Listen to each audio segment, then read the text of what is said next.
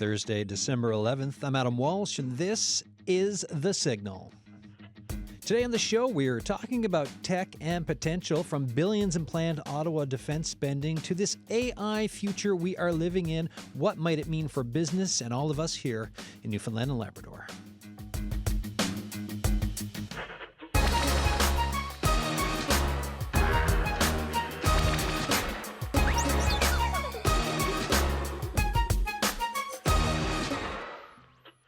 Because when money is being spent in the billions, and there's all these news stories every single day about the potential of AI and industry and everything else, I kept thinking, I want to get some folks in to talk about this today. So what we'll do, I have a little bit of tape to play, but first we'll do a whip around of who I have here in studio. We'll listen to 6 minutes of tape, and then we'll keep talking. Charlie Oliver is here, property management specialist with Martek, also with Think N.L. So my question for each individual person, first of all, thanks for coming in. How you doing?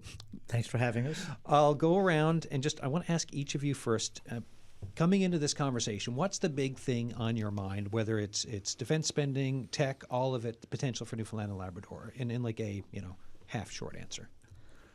From my perspective, it's the massive possibility that AI is offering us in so many different sectors, in so many different fronts, and one of which you're going to play here shortly, certainly in defense. Okay. Michelle Sims is here, CEO of the Regional Economic Development Agency Advantage St. John's. How you doing? Good. How are you? Good. Thanks for coming in. So same question to you. What's on your mind right now? Well, I'm tasked with trying to grow the St. John's region, and so the opportunities right now are endless, especially as Charlie mentioned, on defense spending, on the growth of the technology sector. I've been involved in that sector for 20 years, and being able to continue growing and amplifying that sector is important as well. Excellent. Florian Villaumé is back, CEO of techNL. How you doing? I'm very good. Bonjour à tous. Bonjour, et merci beaucoup pour être ici, especially after getting in from an early morning flight. I love how you still showed up. So same question to you. What's on your mind? Yeah, for me, it's really, there are so many opportunities to grow the tech sector in the next few years.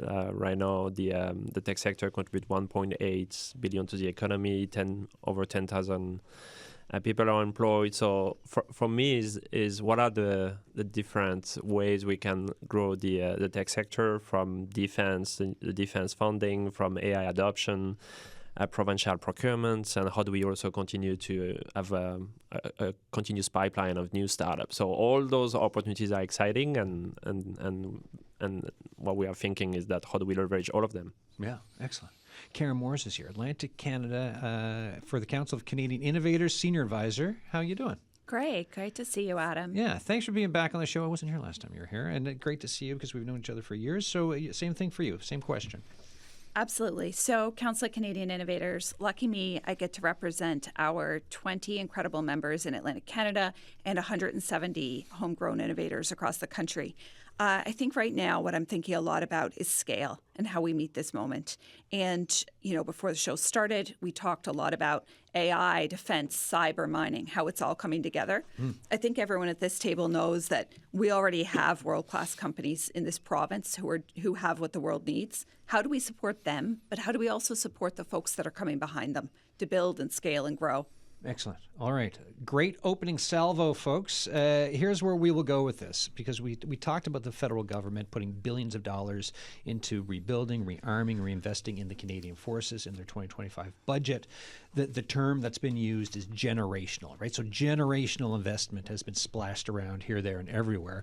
So for me, in this seat, I thought, well, what does this mean for industry? Or what could it mean? So I caught up with Mark Norman, retired vice-admiral and the Canadian military's former second in command.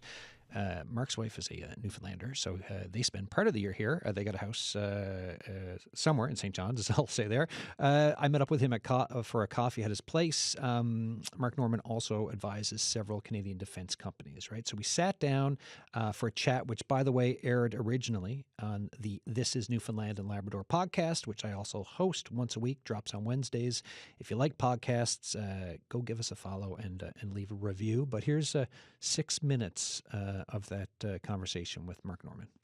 The provincial government, I think, has a key role to play here. They need to. I think they need to have They can always have a better understanding of what they have to offer from a defense and security perspective. They need to talk to their own industry. They need to engage.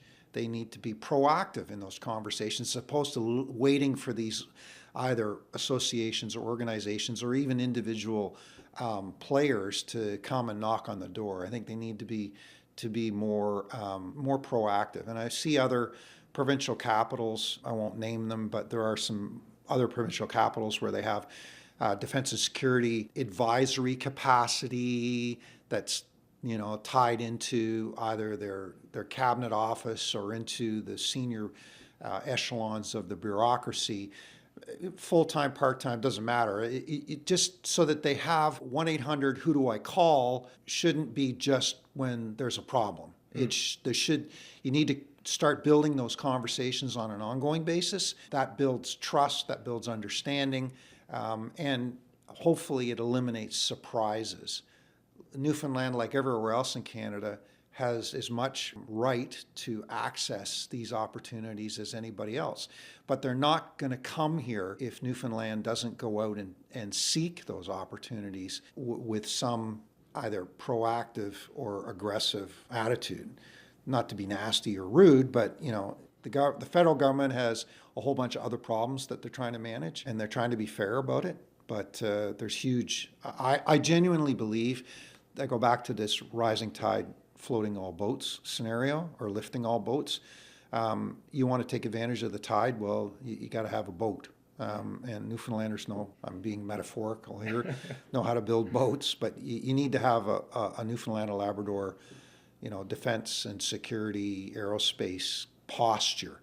And I don't see that at the moment. Yeah, you need, whether it's lobbyists or folks who understand the ecosystem and the pipeline for how it works, to help you get your thoughts and what you have into the right ears and with the eyeballs up along, so that they can be like, oh, actually, let's get this into the system, as opposed to not having someone to have those conversations. And if you don't have anyone helping you with that, then maybe the moment does slip by and a lot of money could be left on the table. You nailed it. And an alternative scenario, which is equally not good, is that you leave it to the individual players in their respective areas of expertise. Like I mentioned, PAL does their thing, and New Dock Horizon do their thing, and Kraken does their thing, and Genoa does their thing, and Blue Drop does their thing, and Marine Institute does their thing, and the other folks that are working in the cyberspace right now that I know of, they're doing their thing. But they're fighting for a little piece of something, as opposed to looking at it more coherently, where there's potentially opportunity for partnership on some of these initiatives, where you could bring in, multiple players and have like a Team Newfoundland approach to solving or helping solve some of these problems. And equally, there's an advocacy role that the provincial government has to play. Because I can tell you right now, I know from the work I'm doing that other provincial capitals are actively engaged in these conversations. And, I'm not saying that they're necessarily successful, but at least they're a few steps ahead, because they're already having these conversations and they're developing strategies, and they know who they have in their own ecosystem and how they're going to try and use the opportunities for their province. And, like a lot of things, going back to conversation, we have grown up in an environment where it was always seen as a zero-sum situation. Mm-hmm. So if Johnny gets something, Susie doesn't. Those days, I won't say they're gone, but I don't see the next couple of decades in Canada that way. Yes, at the macro strategic level, government have to make tough choices. And if they're going to spend more in one area, they've got to spend less in others. But as it relates specifically to the defense and security situation, I go back to what I said earlier. There is much more demand than there is currently available capacity, and especially as we look to stand on our own 2 feet more than we have done before, this to me just speaks to huge opportunities. We're in a province that talks a lot about trying to diversify its economy. So this is jobs, this is money, this is something that continues into the future, that is not like the up and down of natural resources either. Right, and it attracts young people potentially.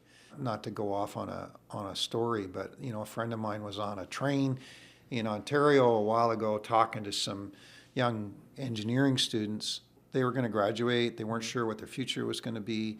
and they had no idea about what was going on with respect to shipbuilding, ship repair, all these things that nerds like you and I are aware of because we pay attention to them. But they didn't even see it as a potential opportunity. So if you build it, they will come. It is as much a bumper sticker as it is actually a reasonably solid maxim.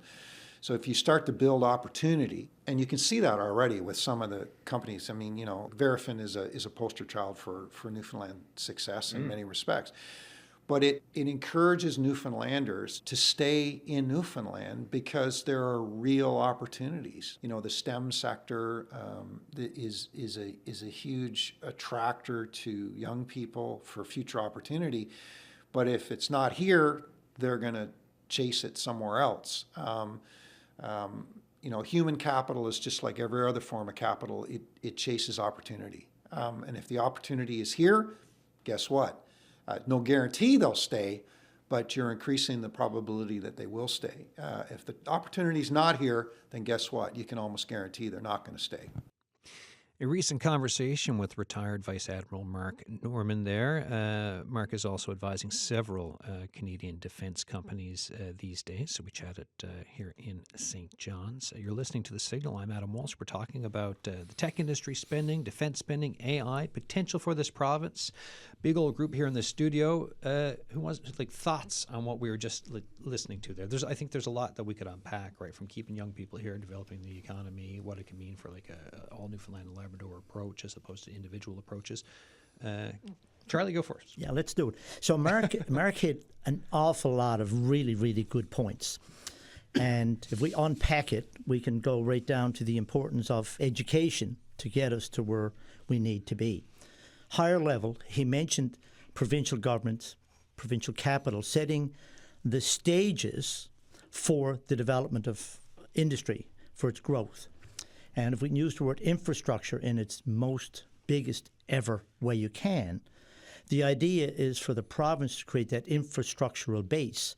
And that can be anything from making sure that our academic education systems are at play, that our tax regimes are at play, and that we have the resources needed to support it, such as for the mining industry, which Karen can talk to.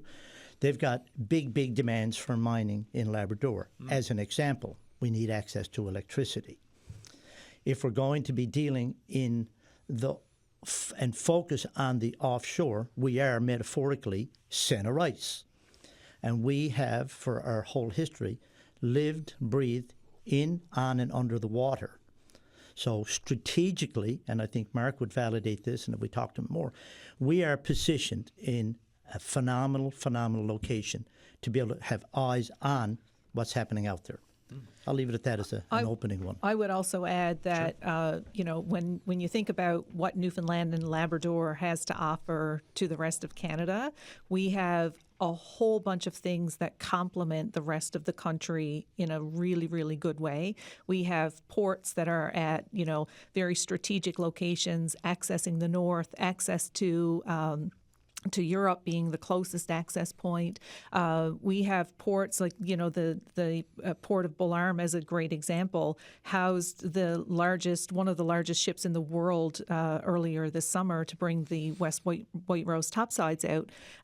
There's only 2 ports in the country that boat can come into, and one of those is based in Newfoundland and Labrador. Right. We also have, incredible technology companies, which I'm sure Florian will speak to, that already do a lot of work in the defense sector, that already have tentacles into the defense sector, who can educate, teach, mentor, and coach, other companies to jump into that world as well. And then when you think about the St. John's region and the talent that exists here, the highly skilled talent, the diverse labor force, and then the oil and gas industry has actually given us an incredible gift because the skills and talent that a lot of those people have developed fit very, very nicely into the defense sector as well. Yeah, so the message here is that we already have a defense industry and we're ready for investment. Mm-hmm. Yeah. And I think if I look in the membership of techNL, in terms of tech companies, we have like 12 to 15 tech companies that are already have been operating the defense sector. You think about, Kraken, Genoa, Blue Drop, Virtual Marine, Avalon Holographic. There's already experience on top of all non-tech companies that are ready also to get support and take advantage of the opportunity. I think the opportunity also is for, on the tech side, is for tech companies that are not in the defense sector yet. And when we look in your membership, we have about 50 companies that we could explore if they have a technology, for example, in healthcare, that could be applied in defense. And I think that's also the other side of what we are doing, is trying to identify, okay, what are those companies that have a dual technology, one in industry and also defense, because they're going to create even more opportunities beyond the existing defense sector. Oh, I mean, they're jamming so much onto the defense portfolio now. It's like Coast Guard, well, you're a defense. And like, oh, are you wearing something green? You're a defense. Like, it doesn't matter. So like the room, as you're saying, seems really big for putting stuff under that, if it's even like just defense adjacent, or kind of makes sense. Yeah, so really it's exploring the other technologies we have been developed. Like I'm thinking like Polyunity, for example, they operate in the healthcare. Yeah, they do 3D printing. You could think about different application for the Canadian Armed Force, but there are tons of others. So I think we also need to be explore that potential for tech companies, but I would say for other companies in general as well. Karen. So glad to hear Florian say that we already have a defense sector. I think that's the number one piece. When I talk with colleagues across the country, I say, about Newfoundland and Labrador it's a founding part of our economy, founding part of our province, is our defense sector. And we're so lucky to have Genoa and Blue Drop and so many other fantastic companies that have already been doing this work for so long. I think the opportunity I see is how we scale at speed to meet the moment. We saw last weekend the American president release the American vision for how they treat defense. And I think that's something for all of us to look to. So at the council this week, we released a statement where we talked about what does that mean for Canadian interests.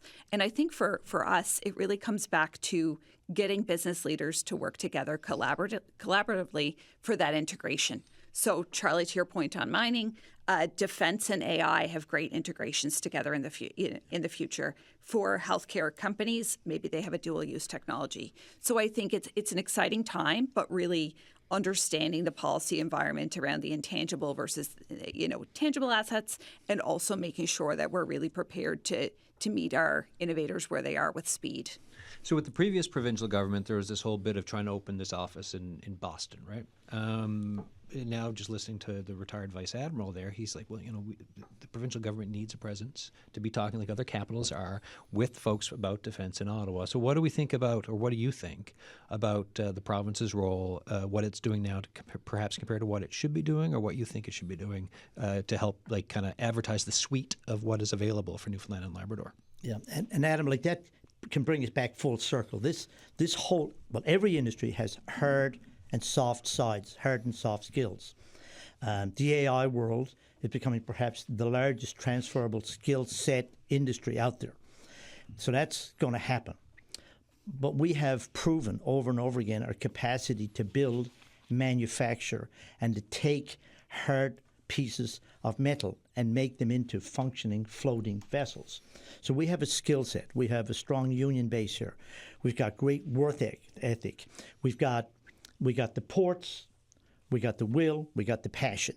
So the province needs to, I guess, assemble all of that and make it top of the mind awareness internally and externally. Yeah, because the way you phrased, it should be kind of like raining Bordens here, right? Like just in terms of money coming in, because if all that talent is there, like, do they not know? Like, why has more of it not been landed yet? I know the budget's still kind of new, but like it's there to be tapped into. Well, we're fresh out of the gate. We have to understand that, and everything takes time. And two things are going to happen. You're going to have the individual people chasing this, but the organizations, like what Michelle has been doing, Florian doing, what Karen doing, they are allowing people to come together and get cohesive in approaches, dialogue, discussions, and opportunities. And to Florian's point, that also moves itself across the country to other provinces, because we can co-partner with anybody in the country to create something using Newfoundland skills, build it here, or using Victoria skills and build it elsewhere. It can be done. So we have open-mindedness, but we have to be on our A game. And let's just talk the number very quickly. We're talking roughly $100 billion over 5 years. And this is the important piece, the capital piece, around $330 billion over 20. That is a lot of coin. Yeah. So then what's the next step you would like to see for us to be on our A game for like with the province and business altogether? I think the province is listening. I think the province is aware. I think we have to give the Premier a little tiny bit of breathing space. He's in there for 60 days, and he has got an awful lot of things thrown at him. So, like, and quickly, and not for this dialogue, but we got a health issue here. We got a $4.5 billion budget that's got to be dealt with there. We got $1.1 billion in interest only. We have got an educational fund of 1.8. So these are taking some of his time. He's got an MOU he's analyzing and looking at. So this is on top of all of that. So if I were the Premier, I'd be taking someone very quickly, making it their mandate to be talking about what we're talking about here and say, how do we set ourselves up to be leaders of the pack? Yeah, which government was it that sent? Was it Bill Rowe who was sent up to Ottawa for a little while? Was that the Williams government? Anyways, it's just previous memories of people in Ottawa trying to get stuff for us and have conversations. Florian. Yeah, I mean, like I agree with what Charlie was saying, and that it's still early days. But the interesting part is that the new Minister Paddock, worked in the defense tech industry, right? Like he worked in the military and he worked for a tech company in the defense industry. So we met with him on Monday, and is really ambitious and keen to take advantage of this opportunity. So I'm pretty confident we have the kind of the right expertise there and the right experience and motivation. So I'm very excited about that. And I think there is a government piece, but there's also us as our association representing industries. We already have a role to play, and we have been playing that role by working with other associations like ACADA and Advantage St. John's and CCEI to see, okay, what is that shared message? Like what is the opportunity here? And I think this cross collaboration is very important from the private sector, which I think will help also governments to have more things to say and bring it in Ottawa. I'll jump in really quickly and say what I was really encouraged by, and I thought was just a fantastic example of collaboration. Premier's newly in office, himself and Minister Paddock go to Ottawa, meet with their federal counterparts right away. They meet with Minister McGuinty, they meet with the Prime Minister, they meet with the Minister of Finance. That's incredibly impressive. They were just elected. So, in terms of, we need to work together, and this is Team Newfoundland and Labrador and Team Atlantic Canada and Team Canada. Very big round of applause for that. Well, yeah, and it does take time. I mean, I interviewed the Premier on I guess the day everyone was being sworn in, and he joked. We're up in the Premier's office, and he joked about I went up with my key card and they had to get that just little things you don't even think about for Absolutely. plus the mandate letters to the ministers and everything else for the rolling out of the new mandates for folks and what they're going to do. Go for it. I think it's important to remember that our voice is in Ottawa. We have ACADA, which is an Atlantic Canadian Aerospace and Defence Industry Association, similar to techNL. And Victoria Belbin has her finger on the pulse of what's happening here and is sharing that message across the country. And so, while our Premier is not there yet, and he has been in Ottawa, and, I have no doubt that he will be back there again, and they will be certainly, singing the praises of the opportunities that exist in Newfoundland and Labrador. I think we have to remember that there are a large number of defence companies in this province who also are in Ottawa on a regular basis, talking about Newfoundland and Labrador, talking about the opportunities in the defense sector, and let's not forget the very important role that ACADA plays, because they have a lot of membership here in the St. John's region, and they advocate in Ottawa for those members. Yeah, and I will say in the interview with Mark Norman, he did mention these organizations. It didn't make it into the podcast because I had to cut it down, but he in the discussion we had, it was the professional organizations, it was industry, and then in the province, and it's essentially everything you folks are saying now for how everyone has to work together and get the suite out there. Go ahead. Yeah, and Adam, in the conversation that you had with Mark Norman, at the very end, you talked to Sean Leet for a brief period of time. Yeah. And Sean and I have been working for a long time on this initiative called Ship Stop Here. There are a large number of members in that group, about 50. And they span the province. We have members from Labrador, members from right across the province as well. And basically, we are trying to raise awareness and raise the profile of the defence opportunities in the St. John's region as well as right across the province. And so, I think that initiative that's underway, and we will have provincial government support of that. They've already financially supported it earlier in the year. And so, I think that initiative will also help to drive and spur economic activity in the defense sector in this province. Yeah, and how's the campaign going so far? Extremely well. So it's very early stages. Yeah. We've been trying to get people to come on board. We're going to be going out with, a marketing initiative and an advocacy initiative. We've just launched the steering committee. Lots of balls in the air at the moment, but it is going really, really well. Yeah, speaking with Sean Leet down at the New Dock, forklifts are going by, there's ships up. It's quite the place to be having a conversation about potential when you're seeing the movement and the energy, and you'd speak to someone who's, like me, Sean's rather bullish on the opportunities such as you, and it really does kind of paint a picture of like what could be there for the future for the province. Mm-hmm. And Adam, the other piece of this that we all have to keep in mind is that everybody has a role as well. So we in the private sector expect our governments, plural, to keep our decks clean and free so that we can function on them. So I go back on the word infrastructure, but generally speaking, I would expect the province to do what it can to raise the awareness of everything that's happening in conjunction with all the associations. Do what it can to remove any obstacles, provide any incentives they can, but then to know that it's their role to step back and let industry go do what industry does best. So we don't expect the Premier to go knock on a door and ask for business for us or say what we can or cannot do. Mm-hmm. So between the industry and their members, combined with government clearing the decks, then when we get all hands on deck, it will be more functional, more profitable, and hopefully will be a legacy program, multi-generational program, not just for Newfoundland, but for Canada. Charlie, I'm curious as well. You've been around for a minute or two on the scene. I when I was preparing for the show today, I was thinking back to like the moratorium. I was thinking to when oil and gas kind of got up and running for this province. Like, how do you see this time compared to previous times of ups and downs in this province around potential and just where we are? When I started business in June of 1981, I started with the belief that we in Newfoundland are living in the last unconquered frontier for entrepreneurs. Mm. And I think we've proven that with our resiliency to the challenges that have happened with the fish, with oil, and when you're in a commodity business, there are going to be ups and downs. Mm. We're talking about defense here. This, as it moves itself along, has a stable platform. It will employ people in many, many different walks of life, from subsea cables to what's on a vessel, to what's the transportation, to what submarines are going. It's a massive thing. But that's one part, because by supporting that, these people are experts and can transfer those skills out to other places.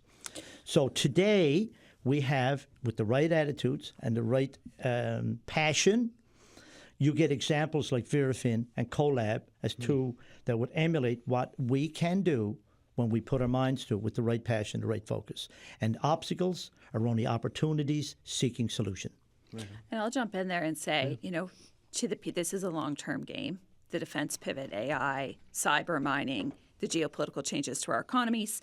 But really beautiful when you see an entrepreneur like Adam Keating from CoLab, who's been tremendously successful, give back with his student design hub. So, if you have a chance to go, viewers, listeners, Adam, 300 students, 15 teams, and really building the next generation of entrepreneurs. And I asked him about it, and he said it spun out, the Student Design Hub spun out after they were in the Hyperloop competition in the U.S. And if you think about it, Michelle, you'd know them, and Florian, all the great companies that are alumni of that Hyperloop team. It's, if you're looking for end-of-year hope, it's a pretty hopeful, a great case for the future, for sure. Yeah, Florian. I mean, like the other piece is that many of those companies, you think about Kraken, Collab, Spellbook, Verafin, they are leaders globally. Yeah. And they are already successful. And I'm just going to share a small anecdote. Sure. I just came back from a symposium between Germany and Canada on AI. And I was chatting with this leader of a company in Germany. And I was mentioning the ecosystem we have. And then I mentioned Spellbook. And he said, oh. And he said, like, I know Spellbook. I'm a lawyer. I know Spellbook. And for me, that was kind of a ha-ha moment. Say like, okay, all right. Like it's reinforced the idea that we are already leaders globally and people hear about it. Tell folks exactly what Spellbook is. Yeah, so Spellbook is an assistance for lawyers to help draft contracts. And they just raised $70 million to grow from, I think they are 100 to 300 in the next few years. They're having an amazing traction. They are based in Newfoundland and growing globally. Did they come out of Genesis or? Yeah. Yes, right. They did. That's because I was like, this is how I know them. So, and for Genesis is the on Signal Hill campus. Where did they move to? They're at still Signal Hill campus. Signal Hill campus, an incubator for tech here in the province. A lot of the big tech firms have come through there. So, like the other thing with this discussion, when we talk about investment from young folks, you just mentioned with Adam Keating and Collab. Also, when you look at Spellbook coming through Genesis, all of it is about investment and looking for talent, nurturing talent, and kind of feeding people through them with the ecosystem of support and peer-to-peer partnership here to try to grow things, right? Well, and I'm going to speak to this, and Florian can chime in. Just a couple of days ago, Atlantic Canada released the numbers of the amount of investment secured to date in 2025 in all of Atlantic Canada. And Newfoundland and Labrador brought in about 80% of the total investment secured by tech companies in Atlantic Canada, $295 million this year. So to be beating, because oftentimes Halifax is bigger, Nova Scotia is bigger. So to be that kind of a leader in Atlantic Canada, it seems to speak volumes. Absolutely. Yeah, I mean, Collab was incubated out of Verafin. Yeah. And most people don't know that, but they physically were incubated out of Verafin. They were in their office space, surrounded by their people for months, if not, the first year of their existence. And those companies are leaders, not just in this province, not just in Atlantic Canada. They're global leaders in tech. Sorry, go ahead. I'll just jump in and say, Florian, Michelle, Charlie, and I, we've all spent a lot of time talking about procurement. Council of Canadian Innovators has spent the last couple of years deeply invested in procurement. My very wise colleague, Laurent Carbonneau, the architect, of two great reports on selling in Canada. But we have what the world needs, to Florian's point, but we need to do a better job of buying from ourselves in this moment. And I think this government gets this, both provincially and federally. But in this geopolitical moment, we certainly have to move with greater speed. But just to pivot to the procurement conversation, sure. Do we know we have what the world needs, and are we buying it from ourselves? And to add to that, a buddy of mine, Kev Casey, uses a term called brand regentrification. And perhaps it is upon us now to actually, on a consolidated basis, look at that, because we have so many fabulous creative brains here. And what Michelle was engaged in back in the Genesis Center from the early days onwards, if you look at it as a track record and say, oh my God, this is Newfoundland talent, world-class, world stage today, and they are incubating others to follow it up. So it goes on and on. So the thing is we've got a phenomenal story here. The sad reality is historically, the old lobster kicks in, and we want to support somebody just up until they become successful, and then we want to pull them back down. Well, the Verafins and the Collabs are invalidating that by saying, hey, we are going to support you and others and others. And that's the energy that we get. It becomes effervescence, and that's what will drive us. So defense is a part of it. AI is a massive part of it. What's going on with hydro in Labrador, whatever decision gets made on it, all we need to do is make sure that we keep our resources available to our creative souls so they can manifest their reality and make ourselves bigger, better, stronger. I guess one message that we probably could send to the rest of Newfoundland and Labrador today is the time for being humble is behind us. We need to be bold. Right. What pitfalls should we watch out for? For example, I had tech critic Paris Marx on the show, I'll say the other week. And we talked about the potential for like an AI bubble. There's a lot of discussion on this. There's questions like if there is a bubble and all of a sudden we're investing in data centers in Labrador, for example, with electricity from up that way, but there is a bubble and things just get left abandoned. Like, what are your thoughts on possible pitfalls, including what I just mentioned there on AI? Charlie, you're smiling. I am smiling because when petroleum became a commodity that's going to be used, that's going to become a bubble as well. Yeah. So we cannot predict the future. Yeah. Okay. We can plan for it, we can structure for it, but we never ever know what will happen. So AI is upon us, and in the past 3 years, it's upon us a big way. In the past 8 months, as an example, in the AI data center world, they've had a massive shift. And that shift has been, we no longer need to take electricity to our data centers. What we are doing is we're bringing compute to power. So what's happening is remote areas are being used for these things. That's a full change in how it's done. Will it last? I would assume you need the compute power. They got to train. And there is such a dialogue going on in the world on this today. Outside of here, Musk, 500 megawatt in Saudi. You got stuff going in Aberdeen, Texas. You got stuff. So it's growing. So I don't look at the fear of failure as stopping me from doing something. We plan wisely, structure it properly, and let's go at it. Let's go. All right. I mean, the other piece is that we need to think about AI like electricity. If you don't have it, if you don't have it, you are at a disadvantage. You could not use it, but you are at a significant disadvantage. So I think the piece related to that is that we need to really make sure we take advantage of it, because outside the province in the world, it's happening. I don't think it's a bubble, because it's very sticky. People use it right now. It's not a project. It's like, I would be curious to know how many people are already using it in proportion of the population, and it's growing every day, because there are ways that it can help us to do better and focus where we can bring value added. So for me, I don't think it's a bubble. I think it's like electricity, and it's going to create new opportunities, and we need to leverage those opportunities. And it's good to see like different companies, like I mentioned, Verafin, like Colab, Spellbook. They are taking advantage of those opportunities. They're creating jobs here. Verafin, they have 900 people here, and Colab going to double to almost 200. And I heard also recently a Block Lab in Labrador, they are exploring a partnership with a company in Norway to create a cable between Norway on the data side to create new opportunities, right? Like so I think talking about the creators, here is a company that is exploring and creating new opportunities from that. Well, it's fascinating for the full Newfoundland and Labrador discussion, right? And to talk about that with that kind of a link, because I mean, I've done pieces in the past of one time we hired Eldrin Allen, a photographer, videographer in the north, we just needed some video. And he had to send a USB stick down from the North Coast by plane to get to Goose Bay to try to send down, like just the reality of the connectivity or lack of connectivity. And that's Labrador, but also not far outside of, I can drive for an hour outside of town, and all of a sudden it's like, can you hear me now? No, you cannot. So to hear these types of things is fascinating.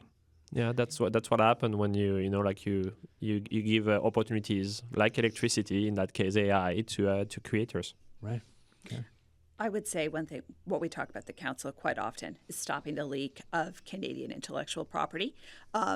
We send we are the world's third largest exporter of our inventors, and more than half of the patents filed by Canadians are actually controlled by foreign companies.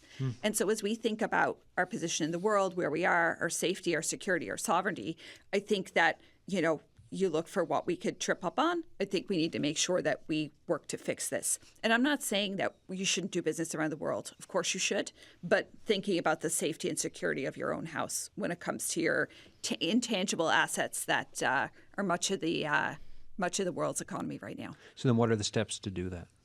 So we did. There are a couple of things. I think one thing is creating conversation and getting the policy environment right. The last time we were on the show, we talked about our WIN document from the summer.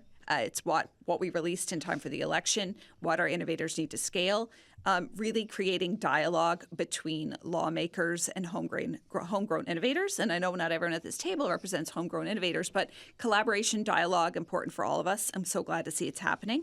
But also add to that we need an IP, a data, a strategy for the province. These things, like Charlie said, they don't sit in silos. So you need an AI strategy that just doesn't sit on a bookshelf. It's something you use every day. And it thinks about things like smart commercialization, protecting your assets, as much as it thinks about aspects of how it's woven into the public service. And we've seen those hiccups lately, with some use of AI within the province. Right on. Anyone else on like hiccups or potential pitfalls? Any other thoughts on that and how we just need it for moving along? I mean, we talk a little bit on public procurements, and it's actually today we just released a report on good practices on how the provincial government can help with supporting tech companies and buying from local tech companies.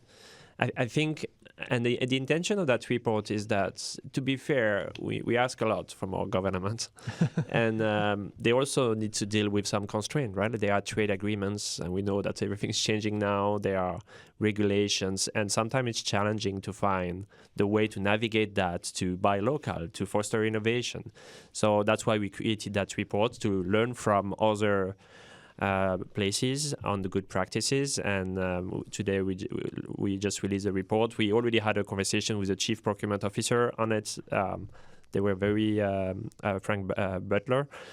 They were very pleased by hearing some of those ideas. So now we keen to work on implementing them and making them a reality, because there are a lot of companies that can benefit from that kind of support. It means it creates local employment. I think a good example, I don't know if you heard in the news, MISA, they are doing a pilot with Newfoundland, Labrador Hydro. MISA is a smart thermostat company. And the type of pilot they're doing is to help with reducing the electricity load by peak hours. During peak hours, which, energy is important. Optimization of the energy is also. So here's an example of how, public procurement can help by providing innovation and solving some of those challenges we have here. Yeah, because with the smart thermostat, during peak hours, it's smart, so it can lower the temperature a little bit to save on electricity, then bring it back up again later. And all of this helps the grid and everything else, but it also keeps your house warm because the thing is smart, and it's a pilot project. So all of that, like you're saying, all of that putting together with a Newfoundland company, that's a really great tech success story, is quite the thing. And there are other sectors, like in healthcare, right? Like we know we need to, do better on the healthcare front. Tech sector can help providing innovation, saving costs by leveraging technology. So I think we with this report and, in general, we just want to be part of the solution. Yeah, and I've got for what you're mentioning, I've got it open on my screen here. techNL releases new policy framework proposal to scale up innovation champions in Newfoundland and Labrador. Outlines roadmap to modernize public technology procurement and boost local economic impact. And I'll finish reading that report later. I just got it this morning. Looking ahead, next week, there's a fiscal update coming, fall fiscal update, and eventually a budget at some point in time. So we've been talking federal dollars, billions of federal dollars. We'll see what kind of a state the province's books are in, because we've been talking about all this potential and talent and everything in Newfoundland and Labrador, and we've talked about the potential role of the provincial government. But when you look at the books and an eventual budget, where do you folks want to see some focusing on when it comes to the fiscal realities of this place compared to where they can realistically push? Charlie Oliver. First of all, just to give us a little perspective. There's 549,900 souls on this island, and we vote in people to be our government, to represent us.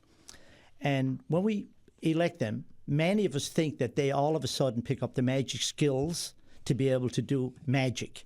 They know all about oil and gas. They know all about mining. They know all about AI. They know all about finances. Well, the sad reality is we're human beings, they're human beings, and they don't. So we need to be patient, number one. Number two, we have to realize that we have a very challenging fiscal situation. And we can all complain about it and bellyache about it. But I would invite all of those 549,000 listeners, because I'm sure everybody's listening to this. You nailed my ratings number. I don't know how you knew it. So if everybody took an attitude of, can I provide any positive suggested recommendations rather than complaining and send them to whatever minister has that responsibility, it would go a long way. So the challenge, the basic challenge, I threw the numbers at you a moment ago. We've got a $4.5 to $4.8 billion challenge. We bring in approximately $10.8 billion in transfer payments and dollar bills from our tax base. We've got debt service, interest payments of $1.1 billion. We got education. We're left with roughly $3 billion to run every single thing else, which means we're going to have a deficit. So the government has to do its best to bring in revenue without increasing taxes too much, because that has a negative effect on our industries. And what they can do is how can they proactively save money by looking at the programs they have. And they can do that by asking anybody who's out with knowledge, send in recommendations, but in-house ask those in the Department of Health and Department of Education, how do we become more efficient managers of the public purse? There's more comments that go around, but that's the big picture answer. Well, and there's a good, there's a Team NL feeling to this, of the help and the conversations and having people be patient, have conversations, try to build instead of break down, and all of that.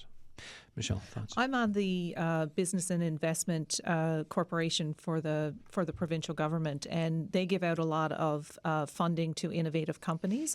I would hate to see that innovation funding reduce or disappear, or even there's travel stipends and things like that built within that I would hate to see be reduced, because I think if the time to sell for Newfoundland and Labrador companies ever existed in this, in this world, it's now. And I think those companies need all the supports that they can get to be able to get to market, but also to be able to take advantage of some of those defense dollars we've been talking about. Some of the AI opportunities we've been speaking about as well. And, I recognize our fiscal challenges and our healthcare spend and all of the other things. But I also think that we shouldn't take our foot off the pedal as it relates to innovation in this province. Yeah, because long term, right? Because you're pointing at if the foot is taken off the gas, then the impacts of what we don't get long term will be amplified. Yeah, they've kept their foot on the gas for such a long time, and we now see the fruits of that labor. We see more spell books, more Verifins, more collabs, and we want to see that continue. We want those next generation of companies coming, and you can't get that if you don't have that innovation spend. Florian? Yeah, I would definitely echo that. Like I see that we need to continue to make sure that the economic engine continue to grow and be more powerful. I think we can also optimize the economic engine in terms of, as I mentioned, looking at ways we can save on some costs using innovation. And often what's interesting in innovation is that when we have strong constraints, that's where we can be very innovative as well. So I think it's also a moment to explore what are the different ways we can be more innovative, straightforward, reduce some bureaucratic rules that prevent businesses to grow faster. So for us, it's really continue to be very intentional to support the growth of the tech sector, from startups to scale-ups, but also helping ways to reduce some of those costs, and we can be part of the solution too. Can I ask you something? When we get those press releases that we've mentioned about whether it's Spellbook for, it was $70 million. When you hear investments in the tens of millions of dollars for a local company, what does that, like for regular folks listening, and me, because I don't know, I'm one of the regular folks listening to you, what does that mean for us in this province? Like, what's the economic advantage that we get with it, or the money that comes in? Like, what is it? So those companies like Spellbook, Colab, like they are headquarters here. Yeah. So it means, they pay taxes here. It's also mean they employ many people here. So there's another side to it. So what it means is more revenue for the province as well, on top of building the brand of the province and attracting more funding for other tech companies at the same time. Yes. And build houses and shop and support other businesses, which help other businesses grow, to hire other people who buy houses, who eat, so it's a cycle. They fill up office space. Fill up office space. So Spend the money thing is, downtown. it's a circuit of, it's like a snowball. Yeah. It's a very positive snowball. Yeah. And it's also like the other piece is that in the tech sector, the average salary is $85,000 per year. So Which is significant in it's this significant, province. right? So it means they also pay taxes at that level, and that create new opportunities. I'd jump in and say I would love to see this as a way to solve our healthcare crisis. Yeah. So twofold. Healthcare, Charlie, I think you said our biggest line item in our budget, a growing line item or an aging population.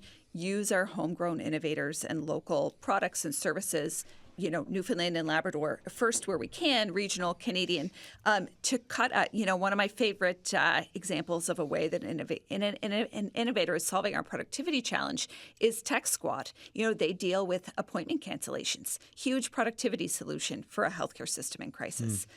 Think of companies like Mimosa, PhoneMed, Seafear Capital that have the solutions to cut costs and improve patient care. So that would be on my Christmas wish list for sure. Okay. If we're doing Christmas wish lists, I would say that's on my list. I would also say I'd love to see us, to Michelle's point, look back to look forward. So people like Michelle, Mark Dobbin, Chris Moyer have been actively building this ecosystem for well over, a couple of decades.